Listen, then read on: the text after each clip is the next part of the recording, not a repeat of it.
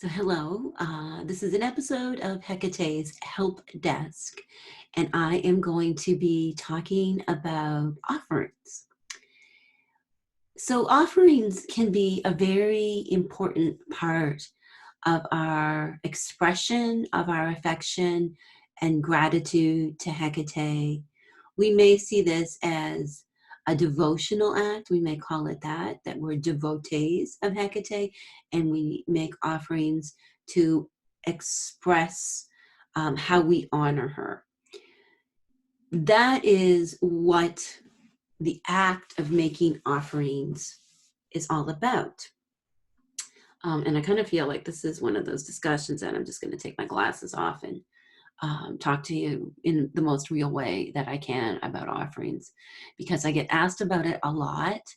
And I just think like there's just so much to it. There's all this spiritual programming that we've been told about what deity is and how we experience deity.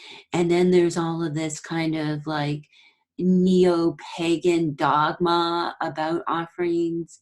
And then you want to throw in some Hellenistic reconstructionism about offerings. And it's just like, this becomes such an absolutely layered and fascinating and complex discussion.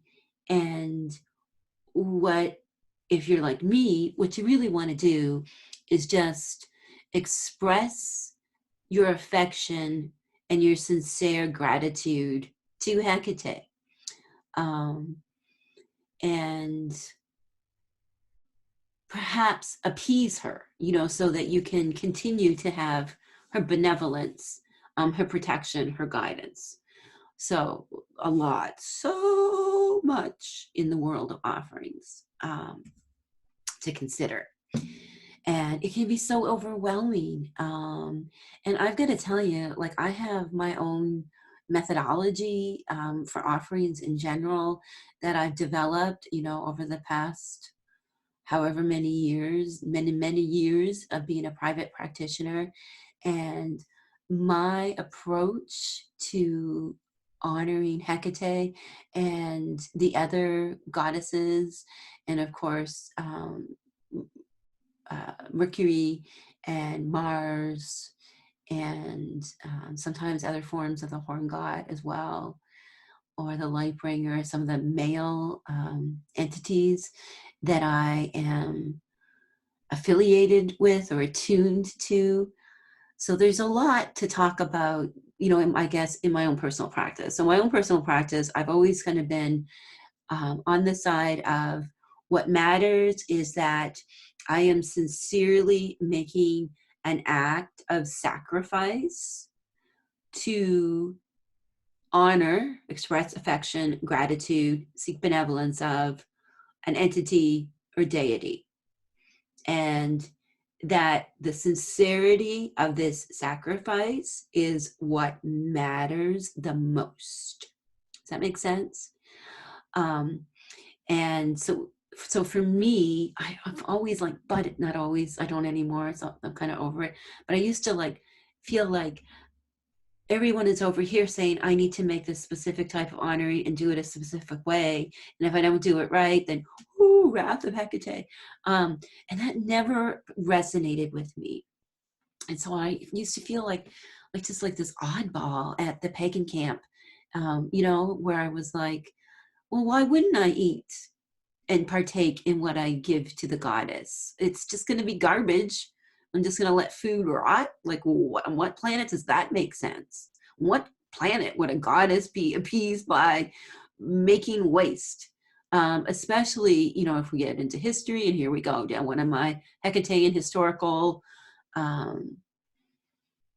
deep wells where she's associated with like the goddess of garbage and sewage in Roman times in a way. So it's like, I don't know. It just never made any sense to me to just like make this shit and then just throw it in the fucking compost. Excuse my language. It never made a lick of sense to me. So That being said, I don't teach that. I don't teach that that offerings are just basically waste, waiting to go into the compost bin, and that I can't touch it or do anything with it because it's not. Because if I was to do that, then it wouldn't be. It would be sanctimonious. It would be. Um, Insouciant for me to violate the offering I made to Hecate by by eating it myself. And it never made any sense to me that I am so unworthy of the goddess that she wouldn't want to share a cookie with me. That just literally made no sense. So that's where I'm coming at it from, is that, yes, I understand in like some neo-pagan teachings and in Reconstructionist Hellenism that they look back to the practices of maybe 2,000 years ago and do that without putting it into, like, putting a contemporary critical lens on what was actually being done, rather than they're just looking at, this is what they did. They're looking at it from a performative level. They're not looking at it from an analytical level or a symbolic level, like what was really happening in terms of making these offerings. And I'm sorry about my webcam being super goofy mode. Um, it's just, it is a COVID-19 thing. I left my webcam in California and it hasn't come back to me yet. And there is no webcams to be had anywhere else. So I found this 15-year-old Microsoft LifeCam in the basement that I'm using. So it's a little weird. Anyway, wanted to talk about offerings, get asked about it all the time. I've got a few students. Once again, we're having this big discussion, and I thought, I could write like a big article, or I could just talk about it a little bit to y'all about what's really going on with offerings. Anyway, historical. So let's talk about this. So basic ritual, Hecatean ritual in the past, like say 2,500 years ago, what was done was that there was an animal sacrifice made. There were preparatory aspects of a ritual that happened in the home, where the miasma, which is what we would call the toxins in the home, were transferred onto this animal, the sacrificial animal, which was often a puppy, but sometimes a goat or a black lamb.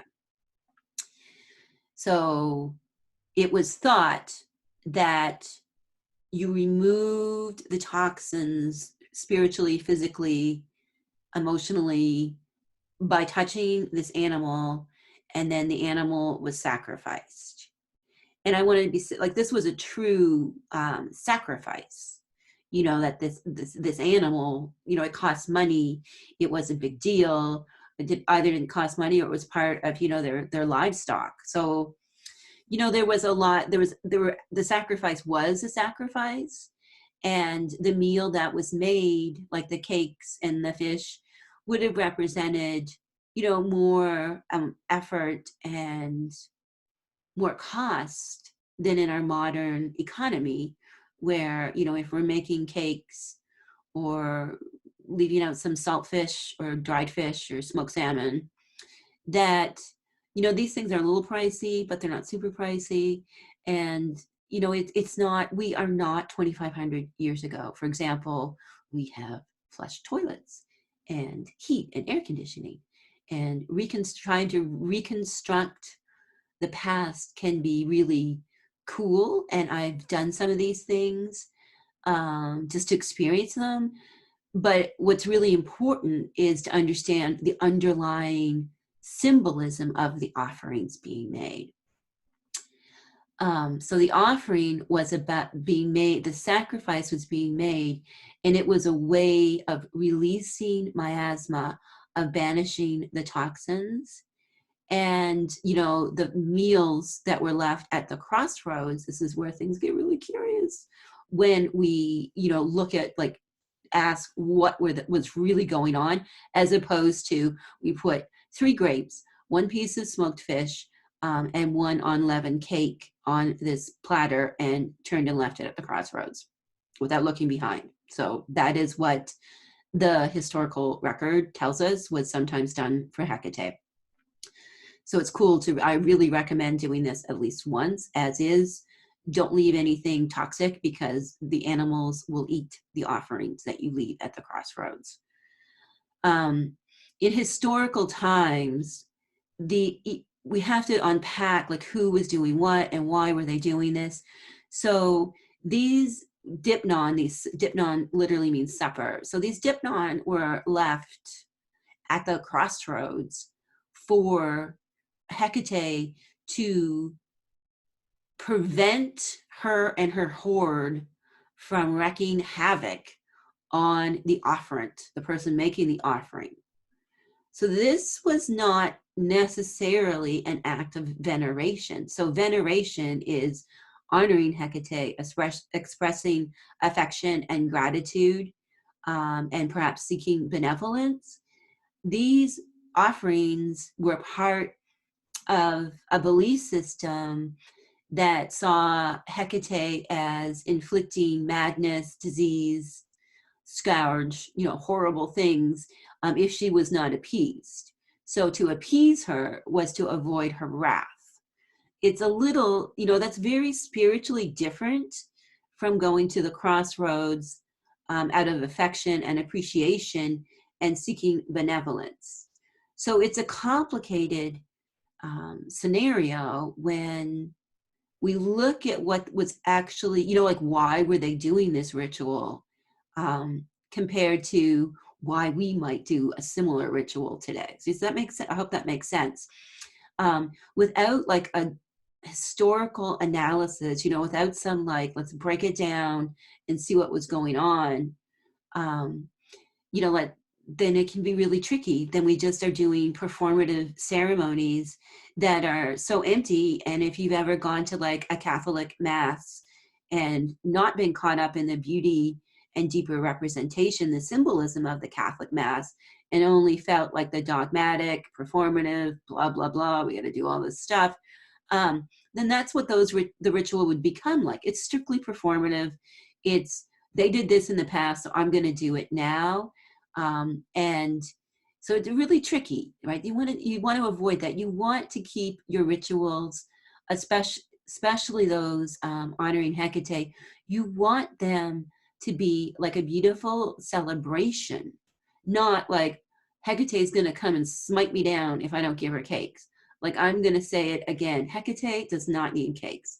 Hecate is anima mundi, soul of the world, and she is so far beyond superstition, especially for her chosen witches, her chosen ones, right? The sacred wild ones who are reconnecting to their soul, and in that soul is where Hecate calls. That's where she speaks to us.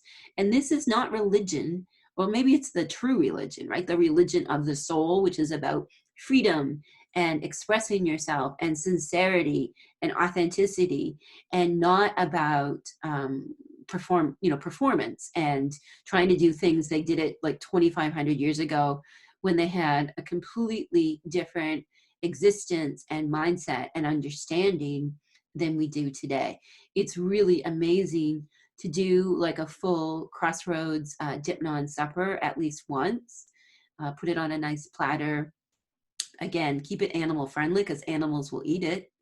And leave it at the crossroads. Don't look back, and have that whole experience within the context of saying, I understand where this ritual came from. Historically, it was about trying to push away to appease Hecate's horde. And what I'm doing is trying to celebrate and honor the sacredness within me that is Hecate, that is connected to her.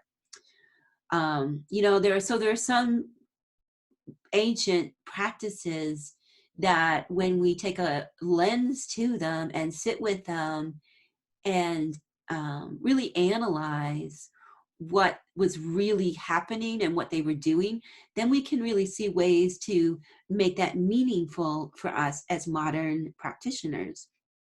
The those who are modern children or chosen of Hecate, which is very different than saying that we have to have like a dogmatic approach to our offerings.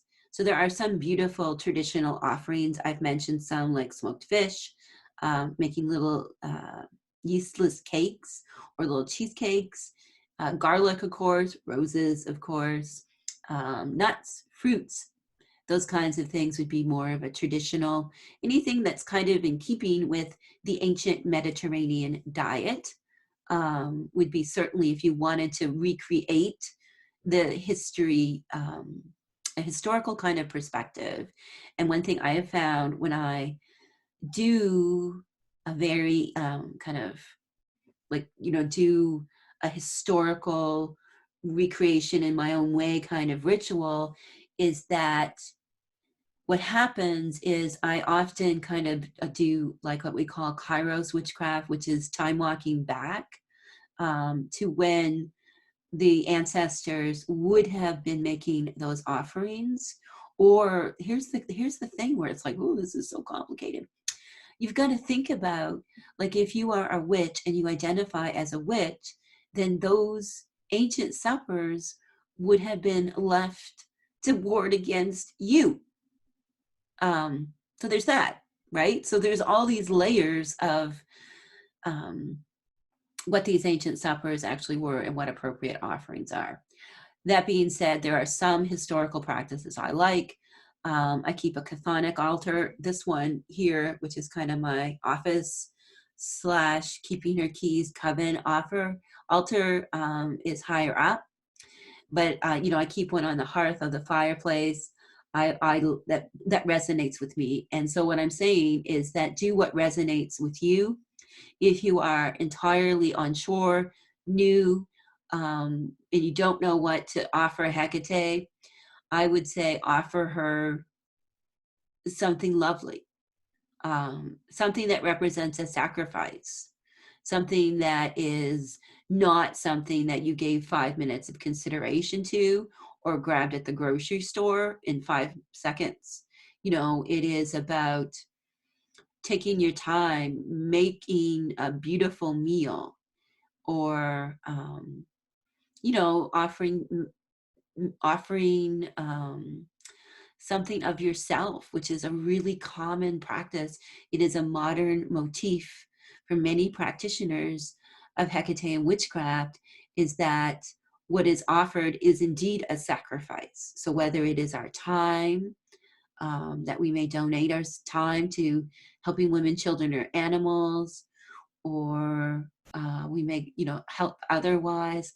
There are so many ways to make a true offering that is substantial and that is a sacrifice. And it is not like an empty performative ceremony. That being said, of course, that these ceremonies can be profoundly meaningful as well. So I would say, to answer one of the other questions I get asked and associated with offerings a lot is about eating them. And, it's like sometimes you make a treat for someone that you love and you give it to them, right? It's like, oh, I've made you fudge or whatever, and you don't eat it yourself. And that's cool. And then there's other times that you make like a beautiful meal or a nice tea. I love doing a tea with Hecate and the ancestors on Samhain. And I make like beautiful, and then on Hecate's night, I make like a whole Hecate's feast. And in my book that's coming out at Samhain, Hecate's Garden, there's all the parts of a whole Hecate's feast in there. And then like we sit down and eat it and celebrate with her. It is about connecting to the goddess, the mother, and also about honoring and celebrating what is sacred within us when we share the meal. But sometimes it's like we're going to offer the meal because that's what's most appropriate, and we're not going to take it ourselves, like those crossroads offerings. And like I started this with my rant about it never made any sense to me just to waste a bunch of food. That being said, if that feels right to you, then do it. If you want to have that experience, don't leave things outside that aren't safe for animals to consume if you live in a place where animals will consume them. And if you live in a place that it's not safe to go to the crossroads, like just make a crossroads out of, go to a crossroads, bring home some dirt from a crossroads and set it up on your altar and leave your offerings there. Make a nice cup of mugwort tea, get your tarot cards out, honor Hecate most of all, and give her the offering of you using your skills as one of her witches. Because if Hecate was to be appeased in human terms, like if we could make her happy, seek her benevolence, and our minor acts that we do would somehow curry her favor, I'm going with the idea that me being the best witch and using the gifts I was given by her are probably the best offering that she could ever want. So thank you for watching this little video on offerings. You can always keep up with Keeping Her Keys at keepingherkeys.com. Join the Keeping Her Keys Modern Online Coven Network. Lots of Hecate, lots of rituals, little dogma at keepingherkeys.mn.co. Thank you and stay safe and hail Hecate.